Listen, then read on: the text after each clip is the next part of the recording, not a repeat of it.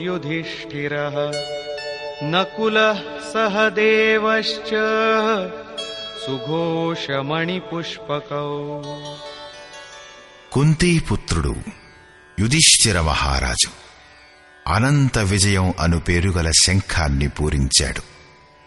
కర్తవ్యానికి రూపమైన కుంతి మరియు ధర్మానికి రూపమైన యుధిష్ఠిరుడు. ధర్మం మీద పట్టు ఉంటే అది అనంత విజయం, అనంత పరమాత్మునిలో స్థితిని కలిగిస్తుంది.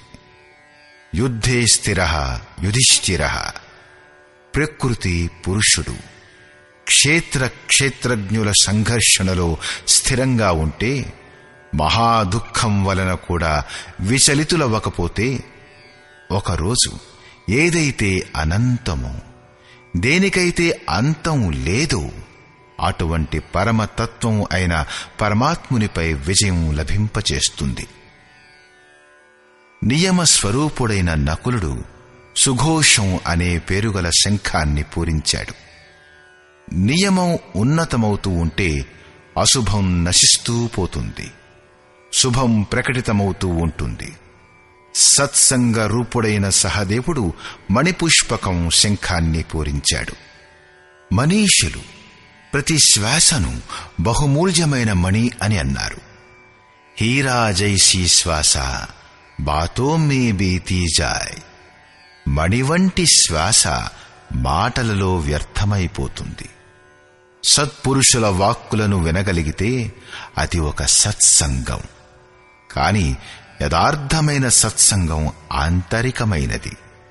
శ్రీకృష్ణుని వాక్కుల ప్రకారం ఆత్మయే సత్యం, సనాతనం. చిత్తం అన్ని వైపుల నుంచి కూడా కట్టుబడి ఆత్మతో సాంగత్యం చేస్తే అదే వాస్తవిక సత్సంగం. ఈ సత్సంగం చింతన, ధ్యానం మరియు సమాధితుల అభ్యాసం ద్వారా లభిస్తుంది. సత్యం సాన్నిధ్యంలో ధ్యానం పట్టుబడిన కొద్దీ ఒక్కొక్క శ్వాసపైన అధికారం లభిస్తూ ఉంటుంది. మనస్సుతో సహా ఇంద్రియాలు నిరోధించబడుతూ ఉంటాయి. ఏ రోజైతే అవి పూర్తిగా నిరోధించబడతాయో అప్పుడు అసలు వస్తువు ప్రాప్తిస్తుంది. వాద్య యంత్రాలలాగా చిత్తం ఆత్మతో, స్వరంతో స్వరం కలిపి మిళితమైపోవడమే సత్సంగం. భౌతికమైన మణి కఠినమైనది, కాని శ్వాస అనే మణి పుష్పం కంటే కూడా కోమలమైనది. పుష్పం పూర్తిగా వికసించిన తరువాత, లేకపోతే కోసిన తర్వాతనే వాడిపోతుంది. కాని మీరు తరువాతి శ్వాస వరకు జీవించి ఉంటారనే గ్యారెంటీ ఇవ్వలేరు. కాని సత్సంగం సఫలమైతే అది ప్రతి శ్వాసపై అధికారాన్నిచ్చి పరమ లక్ష్య ప్రాప్తి కలిగిస్తుంది. దీని తరువాత పాండవుల నుంచి మరింకే ప్రకటన లేదు. కాని ప్రతి సాధనం నిర్మలత్వం యొక్క మార్గంలో ఎంతో కొంత దూరం నడిపిస్తుంది. ఆ తరువాత ఇలా అంటారు: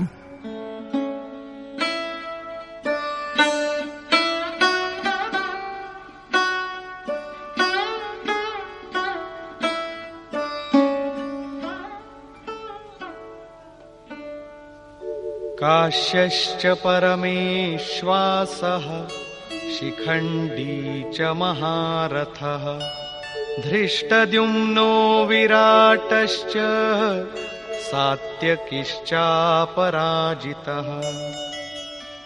శరీర రూపమైనది కాశీ. ఎప్పుడైతే పురుషుడు అన్ని వైపుల నుండి మనస్సుతో సహా ఇంద్రియాల్ని కూడగట్టుకుని కాయంలోనే కేంద్రీకృతమవుతాడో అప్పుడు పరమేశ్వాస, పరమాత్మునిలో నివసించడానికి అధికారవుతాడు. పరమాత్మునిలో నివాసం ఇప్పించగల సామర్థ్యం గల కాయమే కాశీ. కాయంలోనే పరమాత్ముని నివాసం. పరమేశ్వాస అంటే అర్థం శ్రేష్టమైన ధనస్సు గలవాడని కాదు. పరమ ప్లస్ ఈశ ప్లస్ వాస అని ఆ సమాసానికి అర్థం. శిఖాసూత్రం యొక్క త్యాగమే శిఖండి. ఈ రోజుల్లో మనుష్యులు తలపై జుట్టును గొరిగించుకుని సూత్రం పేరు మీద మెడలోని జంధ్యాన్ని తొలగించేసి అగ్నిని ప్రజ్వలించడం అంటే హోమం చేయడం మానేస్తారు. దానితో వారి సన్యాసం పూర్తయిపోయింది. అలా కానే కాదు. వాస్తవానికి శిఖ మీరు పొందవలసిన లక్ష్యానికి ప్రతీకం మరియు సూత్రం సంస్కారాలకు ప్రతీకం. ఎప్పటి వరకు పరమాత్ముని పొందడం మిగిలి ఉందో సంస్కారాల సూత్రం తగులుకుని ఉంది. మరి ఇక త్యాగం ఎలా సాధ్యపడుతుంది? సన్యాసం ఎలా సంభవమవుతుంది? ఇంకా అతడు పథికుడే. ఎప్పుడైతే ప్రాప్తవ్యం లభించిపోతుందో, తగులుకుని ఉన్న సంస్కారాల సూత్రం తెగిపోతుందో, అటువంటి పరిస్థితిలో భ్రమ పూర్తిగా లుప్తమైపోతుంది. కాబట్టి శిఖండియే భ్రమకు ప్రతిరూపమైన భీష్ముణ్ణి నాశనం చేయగలడు. శిఖండి చింతనాపథంలో ఒక విశిష్ట యోగ్యత గల మహారథికుడు. దృష్టద్యుమ్న దృఢమైన అచంచలమైన మనస్సు, విరాట సర్వతా విరాట్ స్వరూపుడైన ఈశ్వరుడి ప్రసారాన్ని చూడగల సామర్థ్యం మొదలగునవి దైవీ సంపదలో ప్రముఖ గుణాలు. సాత్వికతయే సాత్యకి. సత్యంపై చింతనా ప్రవృత్తి అంటే సాత్వికత ఉంటే ఎప్పటికీ పతనం సంభవించదు. ఈ సంఘర్షణలో పరాజితుణ్ణి కానివ్వదు.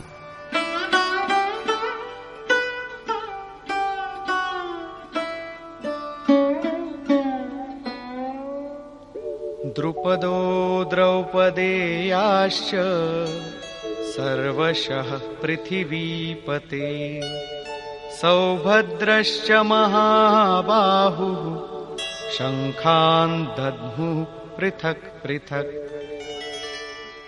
అచల పదదాయకుడు